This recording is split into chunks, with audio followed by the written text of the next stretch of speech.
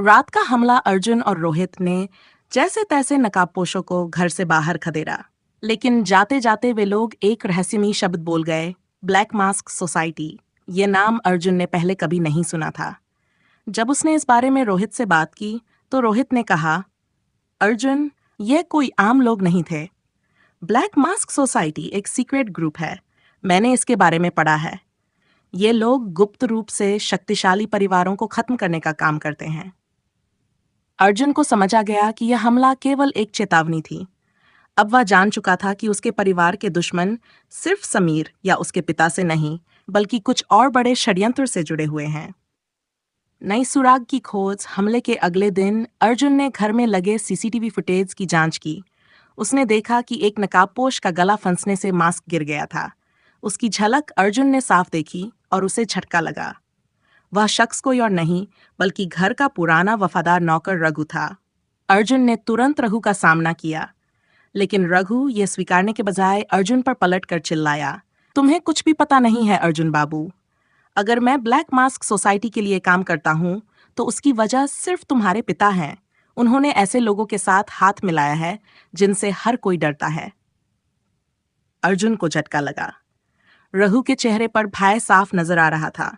वह कुछ और कहने ही वाला था कि अचानक उसे एक फोन कॉल आया। कॉल सुनते ही रघु का चेहरा सफेद पड़ गया। उसने अर्जुन से कहा, अगर तुम सच में सच्चाई जानना चाहते हो तो अपनी माँ की डायरी के आखिरी पन्ने को ध्यान से पढ़ो। वहां तुम्हें सब कुछ मिलेगा। डायरी का छुपा पन्ना। अर्जुन और रोहित ने तुरंत डायरी के उस पन्ने की तलाश शुरू की। डायरी के अंदर एक गुप्त पन्ना छुपा था जिसे अब तक अर्जुन ने नहीं देखा था। उस पन्ने पर लिखा था, ब्लैक मास्क सोसाइटी हमारे परिवार के पीछे पड़ी है। तुम्हारे पिता ने जो फैसला लिया वह सही नहीं था। अगर ये डायरी तुम्हारे हाथ लगी है तो इसका मतलब है कि तुम्हें सच जानने के लिए सबसे पहले ब्लैक मास्क सोसाइटी के लीडर को ढूंढना होगा। और याद रखना, समीर अकेला तुम्हारा दुश्मन नहीं है। पन्ने के आखिर में एक लोकेशन का जिक्र था, शिमला का पुराना कॉटेज। शिमला का सफर। अर्जुन और रोहित ने तुरंत शिमला जाने का फैसला किया।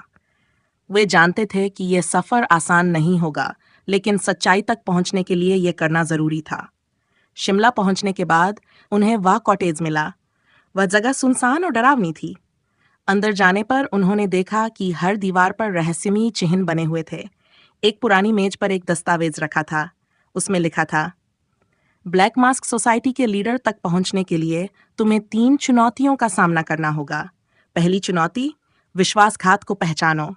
अर्जुन और रोहित को समझ नहीं आया कि इसका क्या मतलब है। तभी वहां अचानक एक छुपा हुआ दरवाजा खुला और अंदर से एक रिकॉर्डेड आवाज सुनाई दी, तुम्हारे परिवार में कई गद्दार हैं। यह तय करो कि किस पर विश्वास करना है और किसे छोड़ना है। अगर तुम सही फैसला नहीं कर पाए तो यह सफर यहीं खत्म हो जाएगा। पहला विश्वासघात। अर्जुन के मन में पिता और रघु दोनों को लेकर सवाल उठने लगे। उसे समझ में नहीं आ रहा था कि किस पर भरोसा करे। तभी रोहित ने कहा, अर्जुन, मैं नहीं समझ पा रहा कि तुम्हारे पिता सच कह रहे हैं या रघु, लेकिन एक बात साफ है, इस पूरे खेल में कोई तीसरा शख्स भी शामिल है। अर्जुन ने कॉटेज की गहराई में छानबीन शुरू की। उसे एक संदूक मिला जिसमें कुछ कागजात और एक पुरानी चिट्ठी रखी थी। चिट्ठी में लिखा था, अर्जुन, अगर तुम ये पढ़ रहे हो तो इसका मतलब है कि तुम सही रास्ते पर हो, लेकिन याद रखना, ब्लैक मास्क सोसाइटी के अंदर तुम्हारे सबसे करीबी लोग भी शामिल हो सकते हैं। अर्जुन ने रघु को सबूतों के साथ घेर लिया। रघु अब और झूठ नहीं बोल सका। उसने थकान भरी आवाज में कहा, हाँ, मैं ब्लैक मास्क सोसाइटी का हिस्सा हूं, लेकिन यह मेरी मर्जी से नहीं हुआ। मुझे मजबूर किया गया। तुम्हारे पिता ने जो किया उसके बाद सोसाइटी ने मुझ पर दबाव बनाया।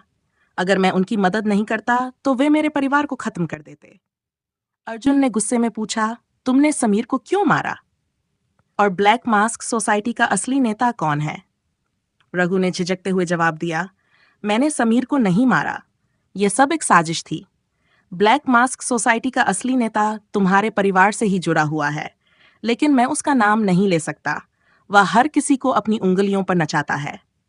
रघु की बातें सुनकर अर्जुन का गुस्सा और बढ़ गया। उसे यह समझ में आ गया कि यह मामला जितना उसने सोचा था उससे कहीं ज्यादा गहरा है। अर्जुन ने रघु से आखिरी सवाल किया, तुम्हें जो भी पता है सब सच सच बताओ। अगर तुमने झूठ बोला तो मैं तुम्हें पुलिस के हवाले कर दूंगा। रघु ने घबराते हुए कहा, तुम्हें शिमला के कॉटेज में मिली फाइल याद है? उसमें जो नाम लिखे थे उनमें से कुछ लोग ब्लैक मास्क सोसाइटी के नेता के खास लोग हैं। वह नाम तुम्हें सही दिशा में ले जाएंगे, लेकिन ध्यान रखना उन नामों में से एक तुम्हारा भी करीबी हो सकता है। अर्जुन ने फैसला किया कि अब वह रघु को साथ लेकर ब्लैक मास्क सोसाइटी के नेता की सच्चाई तक पहुंचेगा। उसने रघु को चेतावनी दी कि अगर वह एक भी गलत कदम उठाएगा तो उसे बख्शा नहीं जाएगा। अर्जुन अब पहले से ज्यादा सतर्क हो गया था। वह जानता था कि सच्चाई तक पहुंचने के लिए उसे अपने ही लोगों पर शक करना होगा। रघु को साथ लेकर अर्जुन और रोहित ने उन नामों की जांच शुरू की जो फाइल में लिखे थे। उन नामों में कुछ व्यापारियों, नेताओं और उसके पिता के करीबी दोस्तों के नाम शामिल थे। ये देखकर अर्जुन का शक और गहरा हो गया। अर्जुन ने रोहित से कहा, इन नामों में से कौन ब्लैक मास्क सोसाइटी का असली चेहरा है? हमें इन सभी पर नजर रखनी होगी। रोहित ने सुझाव दिया कि वे इन नामों में से सबसे कमजोर कड़ी को ढूंढें और उससे जानकारी हासिल करें। फाइल में पहला नाम था आदित्य मल्होत्रा, जो कि एक बड़ा कारोबारी था और अर्जुन के पिता का पुराना दोस्त भी। अर्जुन और रोहित ने आदित्य मल्होत्रा की गतिविधियों पर नजर रखना शुरू किया। वे उसके ऑफिस और घर के आसपास निगरानी करने लगे। एक दिन उन्होंने देखा कि आदित्य मल्होत्रा रात के समय एक गुप्त बैठक के लिए एक पुराने वेयर हाउस में जा रहा है। अर्जुन ने रघु से कहा, क्या तुम्हें इस जगह के बारे में पता है? रघु ने कहा, यह जगह ब्लैक मास्क सोसाइटी के कुछ खास बैठकों के लिए इस्तेमाल होती है, लेकिन अंदर जाना बेहद खतरनाक है। वहां हर कदम पर निगरानी होती है। अर्जुन ने तय किया कि वह खतरा उठाएगा। उसने रोहित के साथ मिलकर एक योजना बनाई। उस रात वे वेयर हाउस के अंदर छुपकर आदित्य मल्होत्रा की बैठक को सुनने की कोशिश करने लगे। वहां कुछ लोग आपस में बातचीत कर रहे थे। एक आवाज सुनाई दी, ब्लैक मास्क सोसाइटी का अगला कदम अर्जुन के परिवार को पूरी तरह खत्म करना है। उसे सच्चाई तक पहुंचने से रोकना होगा। अर्जुन को यह सुनकर गुस्सा आया, लेकिन उसने खुद को शांत रखा। वह उस व्यक्ति की पहचान करना चाहता था जो आदेश दे रहा था। तभी एक और आवाज सुनाई दी जो अर्जुन के लिए बहुत जानी पहचानी थी। वह आवाज उसके पिता की थी। अर्जुन यह सुनकर स्तब्ध रह गया। उसने रघु से फुसफुसाते हुए पूछा, यह सच है? क्या मेरे पिता ब्लैक मास्क सोसाइटी का हिस्सा हैं? रघु ने कहा, मैंने तुमसे पहले ही कहा था कि तुम्हारे परिवार में ही कोई गद्दार है, लेकिन मैंने कभी नहीं सोचा था कि ये तुम्हारे पिता हो सकते हैं। अर्जुन ने ठान लिया कि वह इस राज को पूरी तरह बेनकाब करेगा। वह अब अपने पिता से सामना करने के लिए तैयार था, लेकिन उससे पहले वह ब्लैक मास्क सोसाइटी के लीडर की असली पहचान जानना चाहता था। अर्जुन को समझ में आ गया था कि यह खेल जितना दिखता है उससे कहीं ज्यादा खतरनाक और उलझा हुआ है। क्या उसके पिता सच में दोषी हैं, या ये भी ब्लैक मास्क सोसाइटी की एक साजिश है? अब अर्जुन का अगला कदम क्या होगा? वह अपने पिता से सच उगलवाएगा या ब्लैक मास्क सोसाइटी के लीडर का पीछा करेगा? क्या रघु पर भरोसा करना सही है? क्या अर्जुन खुद भी किसी बड़ी साजिश का शिकार हो रहा है?